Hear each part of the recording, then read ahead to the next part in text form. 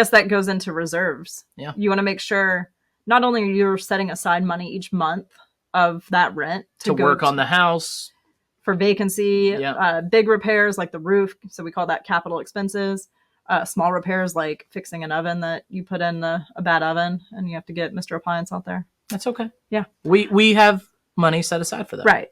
But you also want to have reserves to cover some months of mortgage payments if something comes up. Also, estimating the rent is crucial. Yeah. So that kind of flows with everything. Your reserves are going to be generally a percentage of rent. We do, I think, 15% on our end with the assumption that Eric's going to fix a lot of it. If you don't want to touch it, 25% is what I would recommend. So a lot of investors will do 50% of the rent as expenses. So you want your financing expense to be less than 50% so you can get some cash flow. It's really whatever works for you. That's right. So estimating that rent, it's the same way as pulling comparables for the ARV. You just go on Zillow, look for similar houses in the same neighborhoods. There's a website that you could use as a baseline. Depends on your market. Yeah, Rentometer or Rentometer.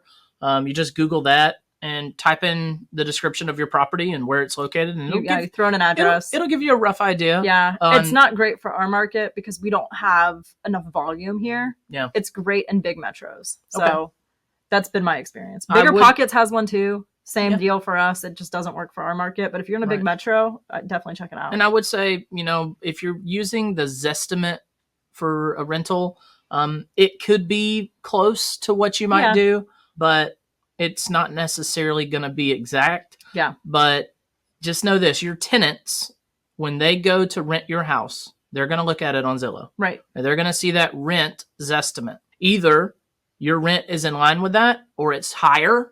And if it's higher, you need to be able to fully explain how that's wrong, how this is right, and be able to show them and just show them that they're buying not just, and this is a little bit different. This is a landlording topic, but it's more or less show them why you're above the rest, how you're going to offer better service. The Zestimate in our experience is based off of the last purchase price or rent price.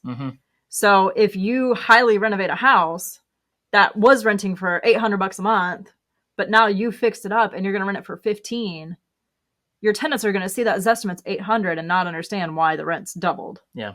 So if you can show, hey, this is, it's been greatly improved. Yeah. And there's not a hole in the floor anymore. Exactly.